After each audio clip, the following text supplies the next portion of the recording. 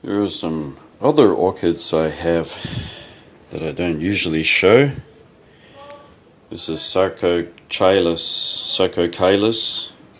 It's native to Australia.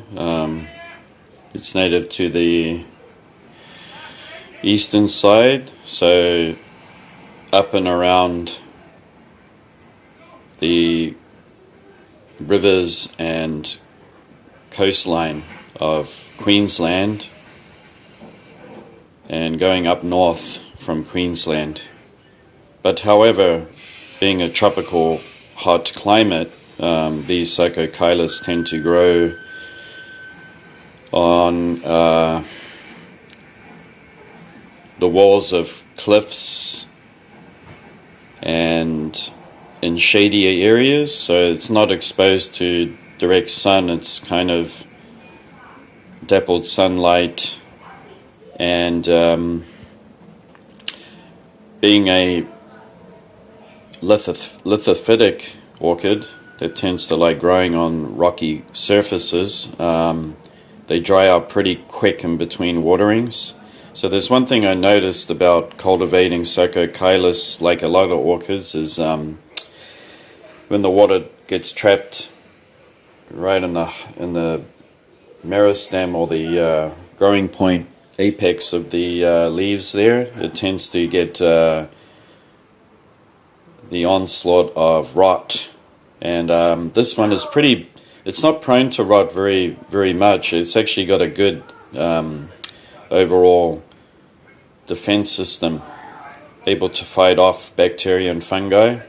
So it's a really hardy orchid, although when the water does get trapped in there for a long period of time and it doesn't dry off, it can get like black leaves, and those leaves will actually die and fall off. So this orchid has been managing to grow these two offsets here, and it's on the way to produce another that I saw, but I've actually lost sight of it. I don't know where it was. So here it is right here. So that's just something to look out for. So I recommend that you hang your Sarcocailus like this, which it grows naturally like that anyway. If you have them outside and you aren't exposed to rain, or you use the hose to water them so that they can run off. Try not to grow them upright unless you've got a lot of good airflow and you're able to dry them out pretty quickly.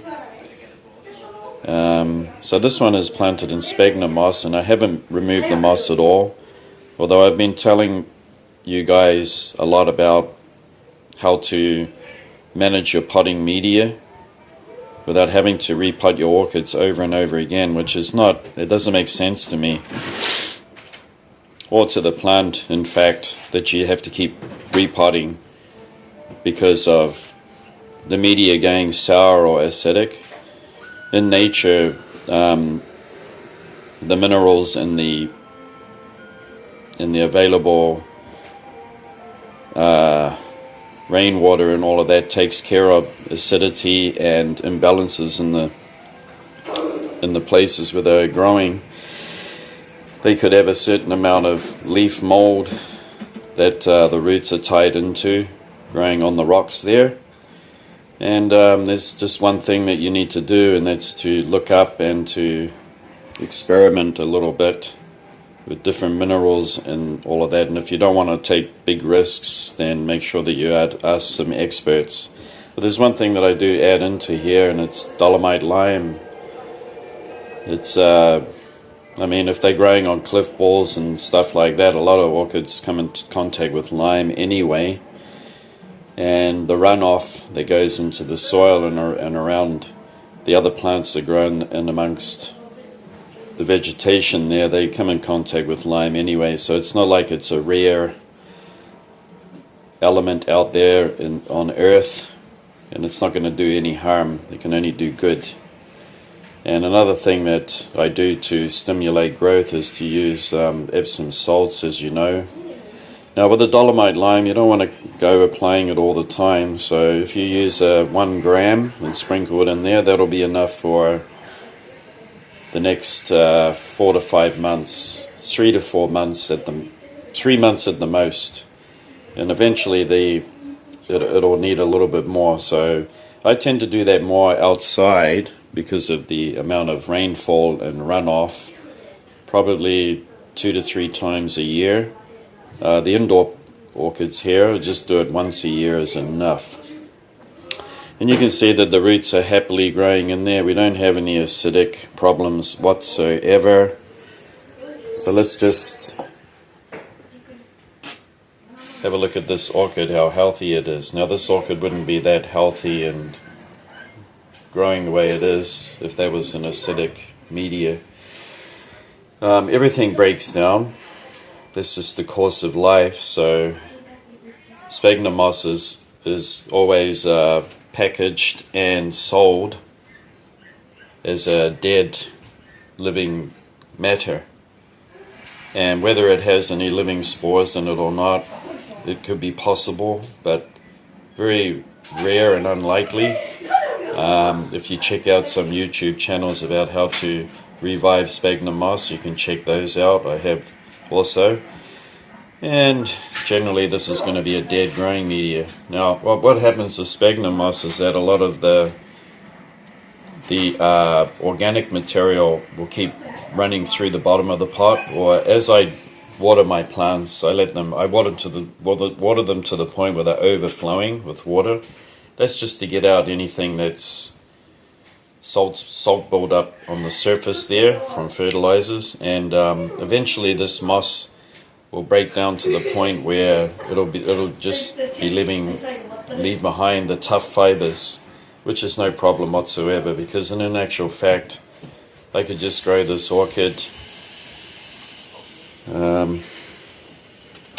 I needn't grow this orchid in sphagnum moss at all. I think I could just get away with cocoa coir, the kind of cocoa fiber that you use to line baskets for growing plants. The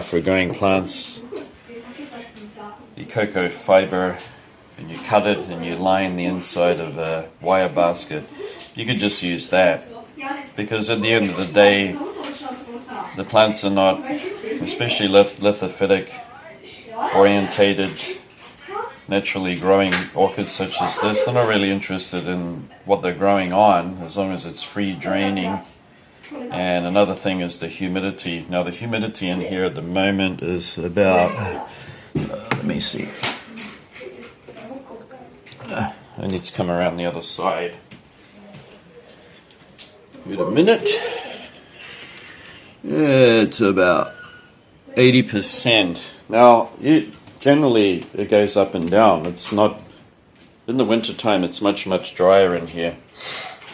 It's not really that, it's 80%, so that's pretty good. But generally it's not any more humid than 50%, so this plant is actually quite fine with lower humidity, and it's able to grow and keep growing and producing and all of that. This is one thing it hasn't done is flowered yet, but this is because I've been practicing to get the culture right. So it's not really a hard to grow orchid at all. Yeah, alright.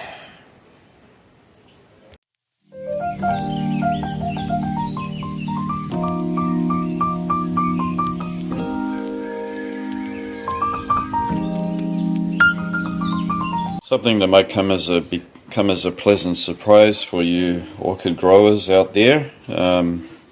Something interesting, and I've been growing this orchid that I'm about to show you for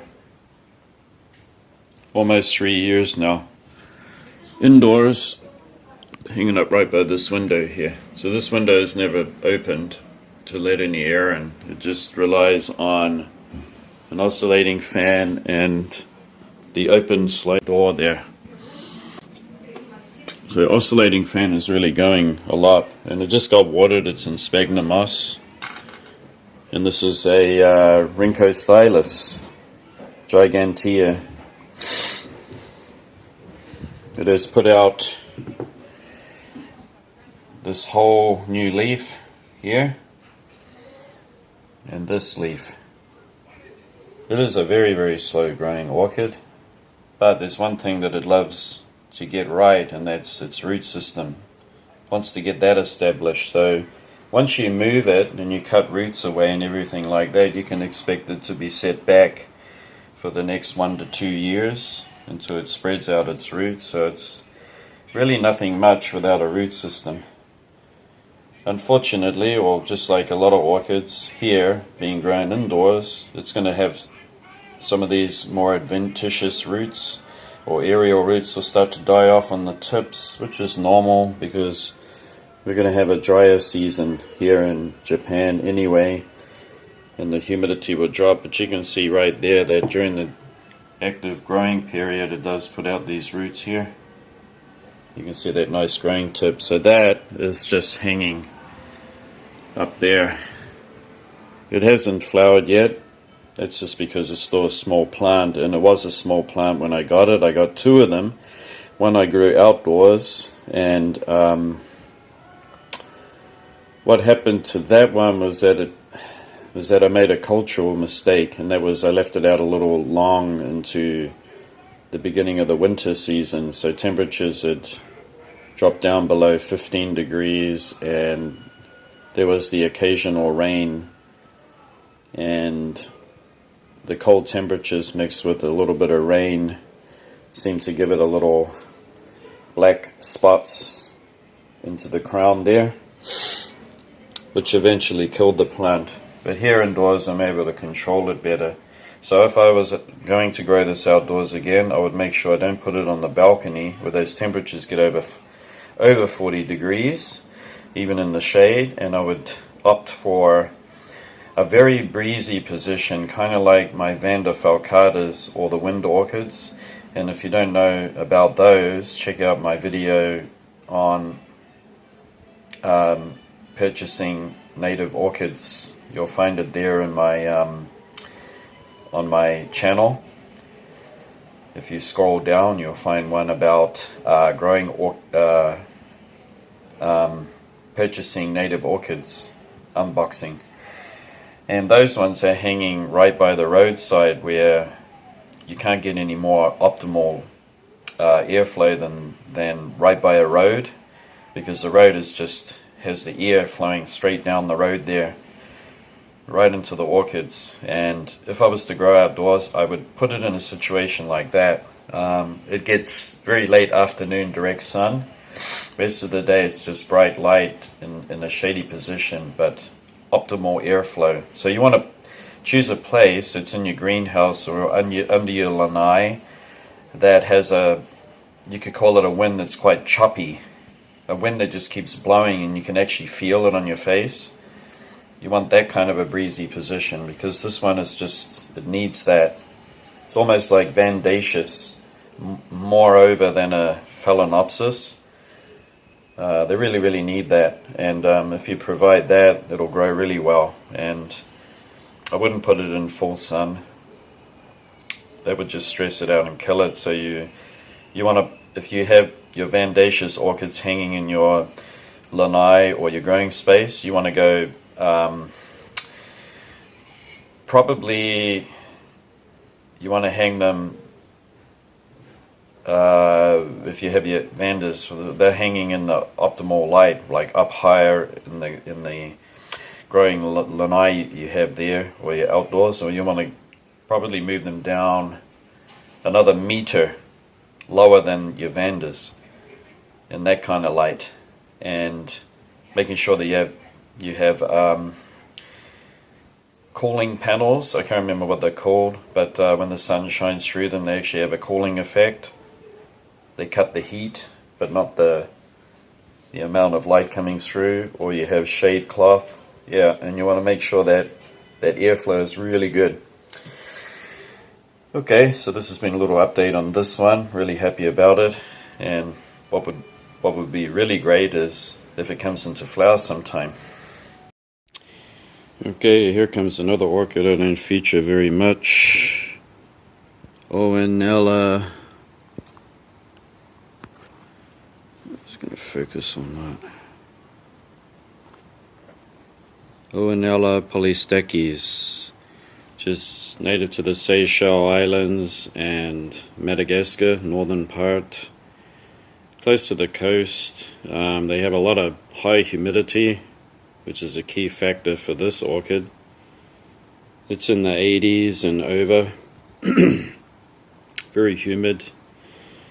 Rainfall just about all year, so it gets plenty of rainfall. This one sprawls and grows over trees. It is regarded as a fast grower. It has the most beautiful, one of my favorite flowers, not only for the fragrance, but I love the shape of them. And you can see here that, let me just put it down. You can see that it has this new root that's come out. That would be the humidity. It's lost these roots, or they might fatten up again. This growth is one that it had when I bought it. It has grown it has grown from the axil up, one more axil up from that leaf there. That is new growth. So here's the what do you call it? This particular growth where the leaf is actually wrapped around the stem, amphiplexical. It is amphiplexical growth. So it's almost, the leaf is enveloping the stem there. I don't know what this advantage is in growth. It must have a reason why maybe it grows like that because it's a stronger and sturdier leaf.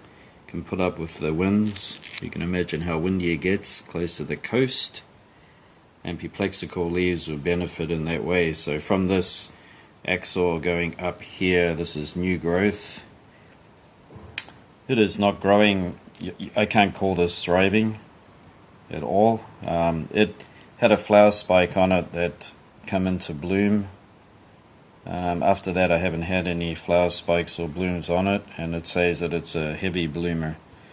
So, what to do next? I may have to think about mounting this on tree fern fiber or cork. And I'll have to use some sphagnum moss just to keep a little humidity around the roots. And I would try this outdoors, downstairs in the garden, and I will try hanging it in a mainly shady area with plenty of breeze, so that will be close to the road. I think I'm going to hang it close to my Dendrobium chrysatoxum, which has a very, very breezy area. It's hanging underneath a conifer. Not a very big conifer tree, but it does get a lot of light from all sides and a lot of air flow. So I'm thinking I'm going to do that because I'm just holding this plant up. It's not going to do anything inside. And it definitely could do better. So that's what it's going to get. And it's a little late in the year. I think I'm going to do that in spring when I see even more new roots come out of the internodes there. When you see all the new roots coming out, white fleshy roots, that'll be a good time to do it. And yeah, that's what I'm going to do for this Oenella polystachys. And I don't really see it featured very much on YouTube channels. I consider this to be super fragrant, heavy bloomer, beautiful, easy to take pieces off it and share it with your friends, and it forms a great big intertwined mass of very windy stems, and when it blooms it's just absolutely fantastic. It's such a beautiful orchid. I really recommend this. And I was watching Melissa Loves Orchids today, and as you know, I am a plant lover, and I've been looking at Vandas on my go-to store, which is Mercari or Mercari, and they had a lot of Vandas there that have come up. They're usually priced quite high, being Vandas, and I saw one that I'll put on the screen here that is one of the sun-loving types of Vandas. It has the terete leaves. Terete means pencil-shaped, thick pencil-shaped, and those are the ones that take a lot of direct sun and a lot of heat, and they don't mind it one bit, and I think that would be a good candidate for on my balcony there. I do have one miniature Vanda there, and the flowers are just absolutely incredibly beautiful. Some of my favorite colors in that flower. I'm going to put the picture on the screen here, and I did go ahead and purchase it, so that's going to be my first terete leaf-leaved Vanda, or my first large Vanda that I've ever bought. I'm finally going to buy one, and it'll be coming in the next 2 days, so it'll be on Fast Post. And it's a really nice, beautiful, healthy orchid. I had a choice between two others. One was a Periaria, I think that's how you say it, and it has really gorgeous flowers and very healthy plant. Then again, I want to go for something that can handle more heat and dryness, and so I had to choose between that and the one that I purchased. Then I had another one that was, it actually had a very large, it was a very large Vanda, and they had an offset or a pup growing right down in the base there. I thought, now that's super healthy. Not a mark on it. Absolutely beautiful flowers once again.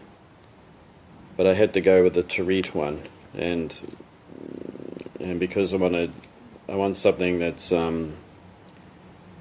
more sun-loving and can be put out in the heat. Then I have less chances of actually causing damage or failing with it, because in my garden there I don't really have anywhere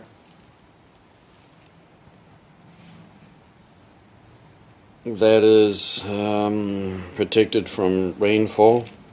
And I could make the mistake of actually having the orchid out there a little bit too late in the season, or it could cool off and get wet in the crown and rot. And I didn't want to kill it. And if I hang them on the balcony, that's just far too hot. So the terete one is the best way to go.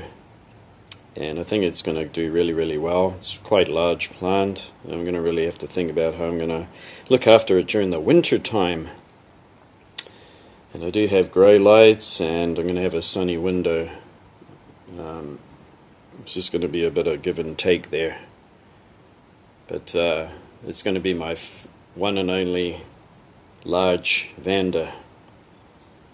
So I'm looking forward to growing that. That'll be my first time growing a Vanda of such proportions. And I do have experience in growing Vandas, because I grow the native Vanda here, Vanda falcata. I've got hybrids with that, and they're all miniatures, and I've got two that hang out in pretty high light, get a lot of direct sun on the balcony there. So I've learned quite a bit about them. Yeah, just wanted to share that with you. So watching Melissa Loves Orchids and drooling at the mouth while I watch all of her Vandas, and it gets me hyped up, and I get straight on the online shopping site and I go through all of these orchids, and I end up looking at them, and then I turn it off, and then I'll re-look at them. And this particular terete Vanda was still there, and I couldn't believe it. I mean, these things are sold within days, these Vandas. And I'll show you some images of other Vandas on the screen here so you know what I mean. But it's surprising how long they hang around for. And this time they've been really hanging around a little bit longer. I think that the main buyers have already purchased what they want.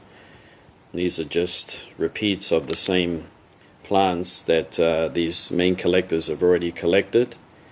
And that indicates a lot. A reason why some of them may be hanging around on the website and not sold is that you've got to take a closer look at the foliage. Sometimes attack of fungal spores that are popping up all over the leaves can put off the buyer. But these ones are immaculate. They're absolutely healthy. So that just lets me know that I have seen these orchids come up many other times and that collectors have bought them.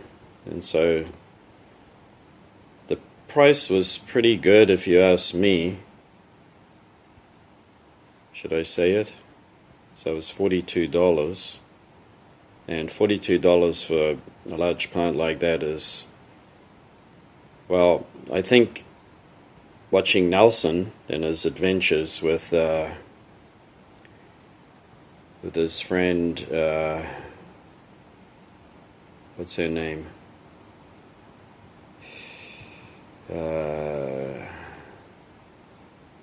And they often go to orchid shows, outdoor orchid shows, and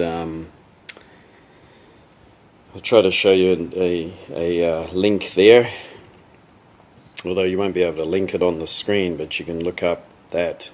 And I really love and enjoy watching Nelson's program too, where they go out and they laugh, have a good time, and indulge in the hobby of orchids, look at flowers, have a drink, walk around, enjoy the weather, enjoy the atmosphere, and I'm really enamored and a little, well, not jealous, but I'm a little left out because I would love to do that too. It looks like such a fun thing to do, and I remember I used to do that a lot with my aunt when I was a young lad. We would often go out and just indulge in plants, and it could be just a whole day spent out there. Sometimes we would just forget to eat lunch. We would take a drink along with us, and our favorite places to go were the stores that had reasonably priced plants, and you would find rarities in there. All those years ago, so I can really reminisce watching Nelson and Teresita. Here we go, Teresita.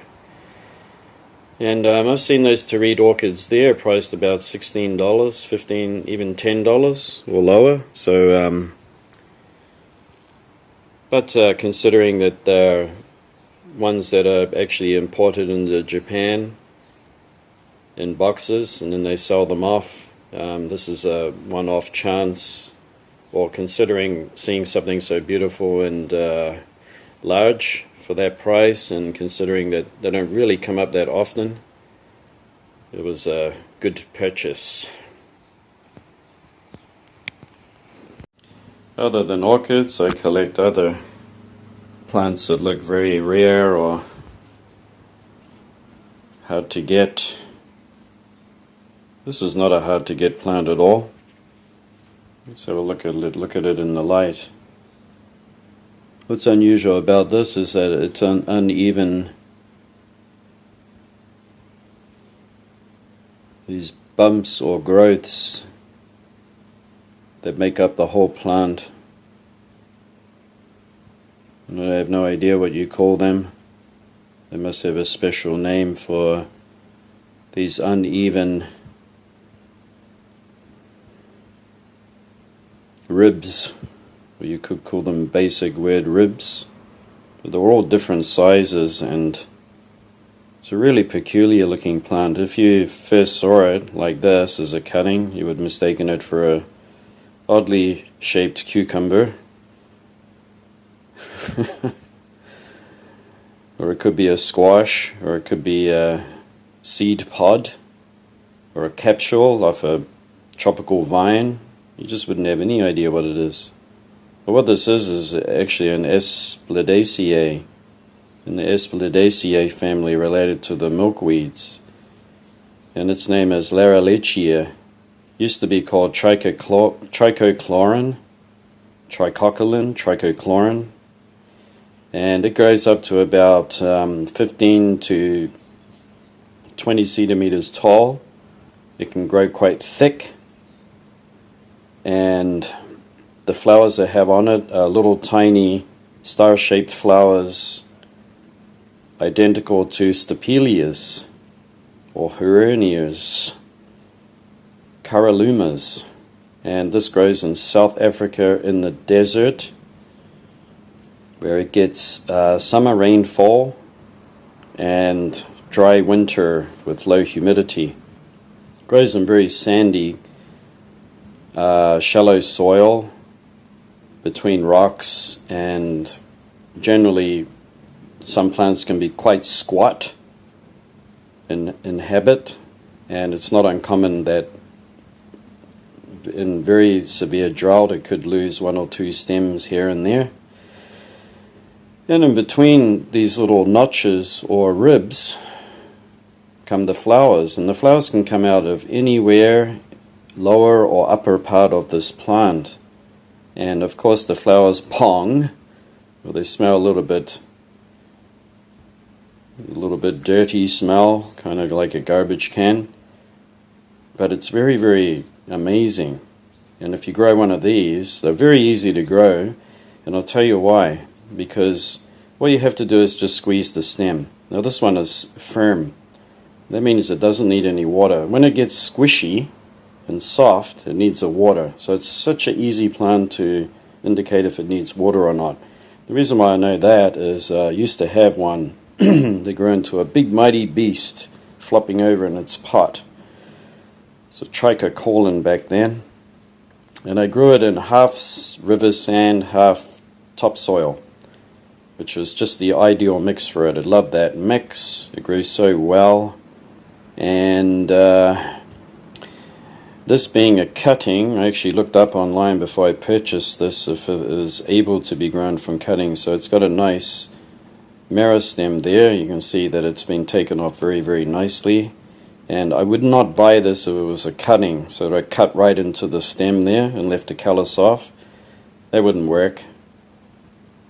This has a high rate of chances of sprouting roots, and I'm going to put it in a dry mix and completely leave it alone with not a drop of water, because I've learned that with Stapelias, when you cultivate them, you just put them in a dry mix and you wait for 2 to 3 weeks, and then you give the plant a wriggle, and you can actually feel if it's rooted or not, and then you can give it its first water, which is not too much, it's just a light water. So this is just a fascinating plant, and very, very easy to know when it needs water or not. And even in the winter time, if it gets soft, really soft, you can give it a little water and it won't hurt it one bit. Even in humidity, even if you have humid winters that are cold in your greenhouse there, and it gets very squishy and you give it a little water, it won't rot. It's not rot prone at all, unless you have it wet all the time, then it's going to probably have a rotting issue.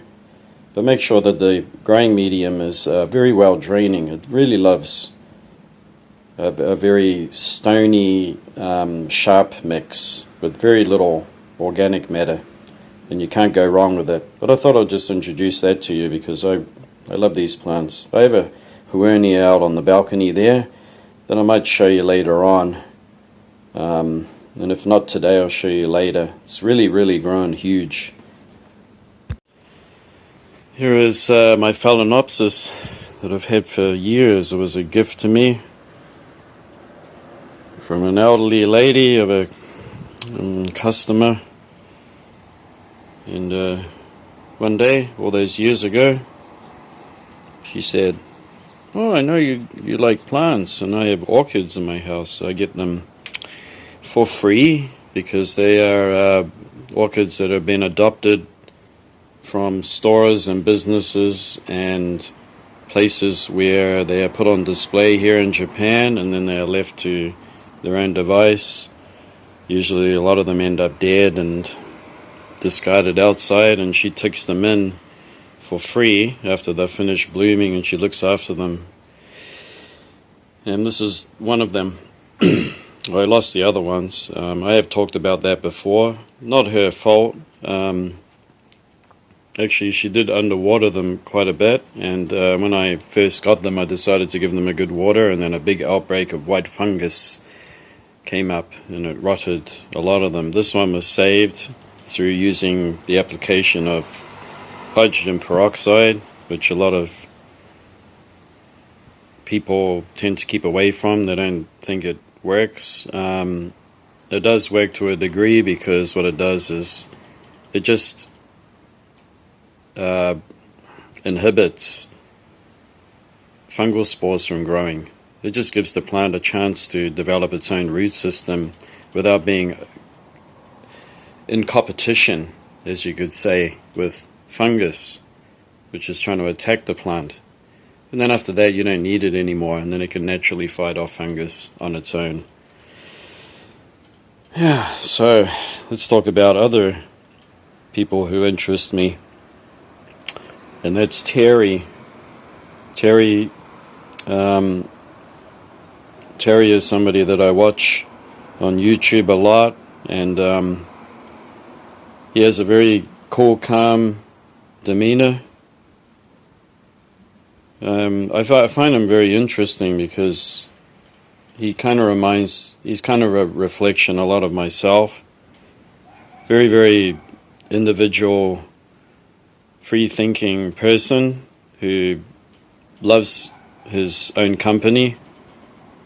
I find that very strong and very a good representation of a good, healthy psyche in a person. And he really knows his orchids. If you really listen to him carefully, he has a very broad and deep knowledge of orchids and their cultivation. He's very clever about it. I think of him as kind of my orchid guru, if that's not trying to say that. I'm not trying to put that in a bad way. He's actually very magnetic in a sense. So if you watch his programs, he really does have a lot of knowledge there. And I especially like watching his live orchids when he has unboxings, and a lot of the time he'll leave the camera on and walk away from it for an hour. And I don't mind that one little bit, because I'm just enjoying the fresh, calm, tranquil atmosphere that he presents on his YouTube channel. And I feel calm, cool, and relaxed. I even will get a drink, and very slow paced, and all about the hobby and in the enjoyment and orchids. So yeah, I really enjoy watching Terry a great lot. Up here I have this orchid that, I don't know, I'm kind of up in the air about it. Angraecum disticum. So we have a dead spot that's grown up here. The rest of it seems to be fine on this side. On the side that is closest to the window, we have the most growth here, which is really, really healthy. Still waiting for more growth to come out, and you could say that that's a good crop of moss there growing on that. So what I'm trying to do is just rotate it. So I might hang it up one way and hang it up another, and if it never comes into flower, I know that that one will have to be resorted to be an outdoor orchid. Okay, down here we have something that I can grow indoors. It's a piece of cake. Got a nice stem there, like off my fairy castle there. I actually caught my finger on there because I've had far too many coffees in the morning. I got the jittery fingers and I bent a branch. But what do you know, all of these branches actually have some roots on them. And I'm going to cultivate that. I'm going to put it into a dry mix just like Ziggy does. Because you can rot out your cuttings. And Ziggy, let's talk about Ziggy now. Ziggy is a very humble, friendly guy from Britain. Loves his cacti. He's very enthusiastic. He always sends me messages all the time. I admire him. He's a buddy, a friend. I think if I lived close to him in Britain, we'd be friends for life. Good guy, good humble, nice down to earth, and he really loves his cacti so much. You got to check him out.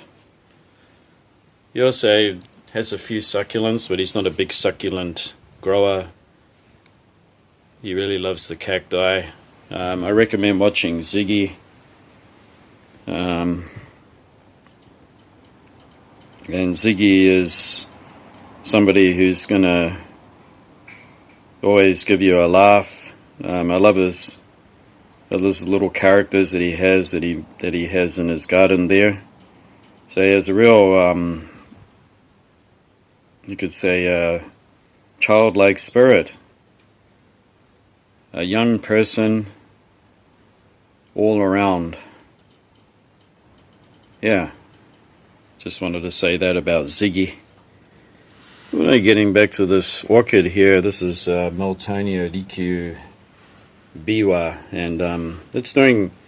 Actually, last year we had like a lot of heat when it was trying to flower. That this orchid has come to its senses, it's decided it's going to flower in a better time. And here it is here. It's unfortunately not fragrant, but it makes up for the beautiful flowers it has. And I gave it a repot, knowing that it's producing its new roots and trying to put out new bulbs now. You can see here, this is well on its way to producing new bulbs, and it really needed a repot. It was overhanging the pot. You can see that it has black tips on here, and there are even white tips. Sometimes it gets the concertina leaves. But me using my powers of observation, my poo, but I picked up that term from watching Stephen Van Campen-Lewis, who is a very avid collector of Cattleya, in particular the Catasetums, which he has a great big heart for. He loves growing those. Stephen Van Campen-Lewis has very interesting talk shows with orchid specialists and hobbyists alike. And I really like him a lot because he's a passionate grower who has a lot of heart and dedication to the cultivation of orchids. And he has a broad knowledge of specialty orchids, which your Cattleya, Walkeriana types, and Rapiculus Lelias. And I'm pretty sure that he would be someone that I would pop around to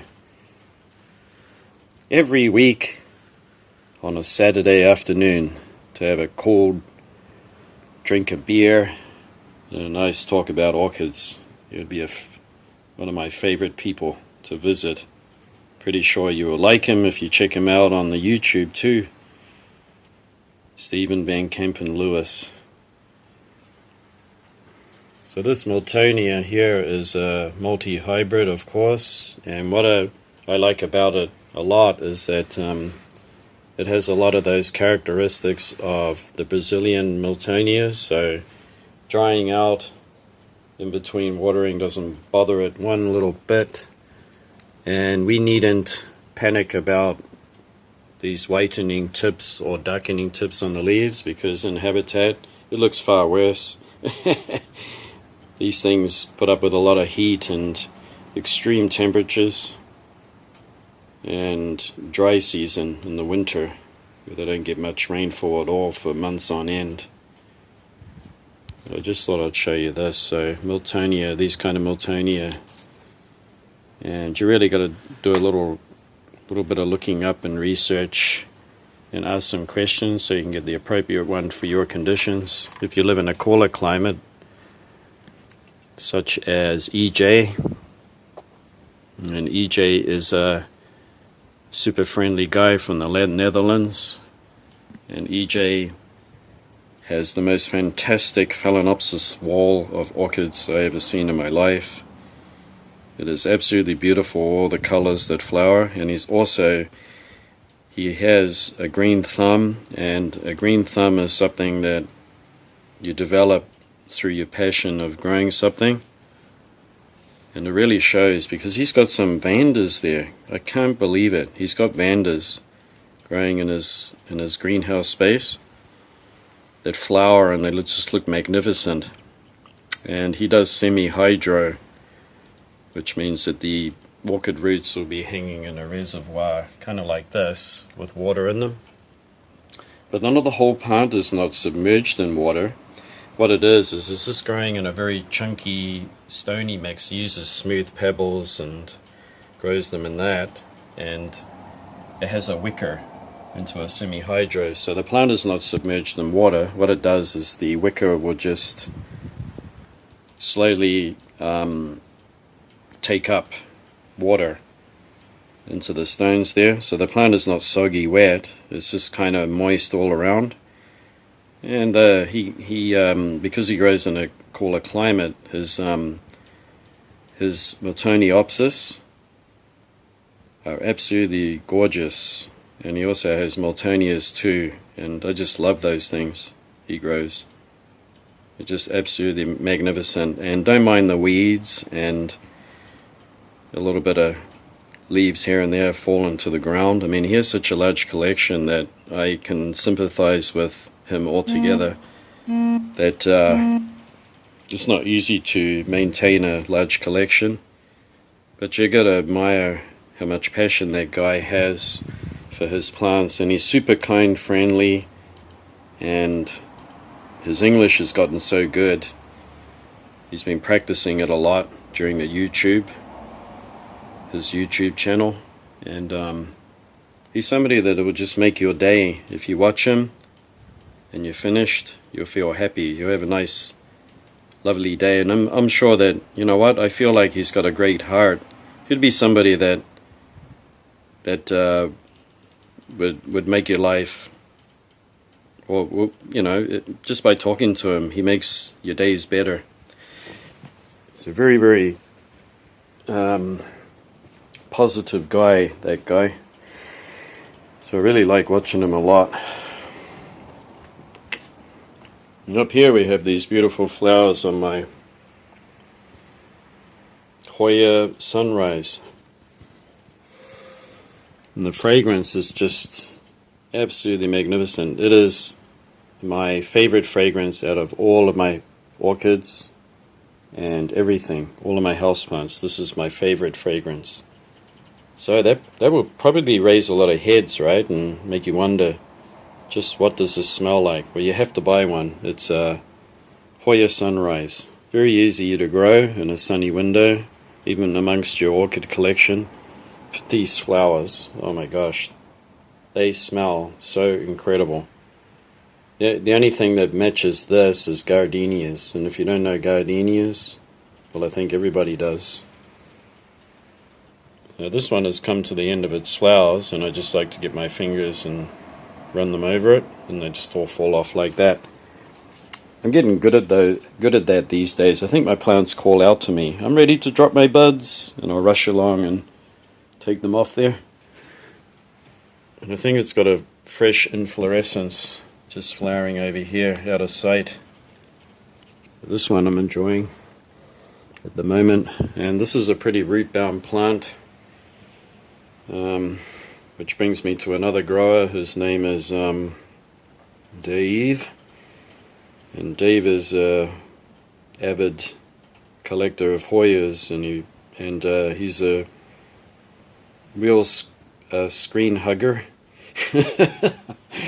He really loves to be on the screen. He's a great presenter. I'm not surprised that he would do very well presenting anything. He could make a living out of it because of his appearance and his ability to draw in a crowd of people all over Hoyas, probably not even interested in them that much, but they hit the like button and subscribe to him because of his very attractive charm he has. And he grows these things, Hoyas, where he lives in one of the northern states of the US. And you got to check him out. Yeah, Dave's also has a outrageous, funny sense of humor that I enjoy too. So you got to check out Dave and his Hoyas. You really enjoy watching it. He's got great growing tips. He shows some of his magnificent, gorgeous, huge, big Hoyas that would make anybody fall in love with Hoyas at first sight. Yeah, I think this is about one of my best ones. It's Hoya Crimson Princess. It is in semi-hydro there because it's a big drinker, loves to drink a lot of water, but it also has some nutrients in there too. This is my growing space for the winter for my tropical orchids, and I put this bubble wrap up and plastic at the back so I can water freely, and at the bottom there I'll put one of those gardening mats, the ones that have the domes on the side, so it'll collect the water, so it'll be nice, clean and tidy. Yeah, I'd like to talk about Nelson a bit. So Nelson he promotes my program. He calls my name out there on his program and talks about me a little bit. And he even says good things about what I'm doing with cacti, and actually gives me a thanks there for helping him out. So Nelson is somebody that I admire a lot. I like him so much. He's one of my favorite people. Really like Nelson. So check out Nelson on Nature Nell, and you won't be one bit disappointed from watching him and his orchids. Great guy, super friendly. And Melissa was one of I remember when she first linked on to my YouTube channel all those years ago, and she always sends me mails and messages and watches my programs too. No matter how little my collection is, she always makes time to have a look, and I watch hers channel a lot. She puts a lot of content out there, so if you really love watching orchids, she has unlimited content to view, and she shows all of her beautiful plants. She's addicted like crazy and can't stop buying orchids. Aren't we all? We're all trying to hold back, but we can't help it. And I like Melissa a lot because she's a friendly, very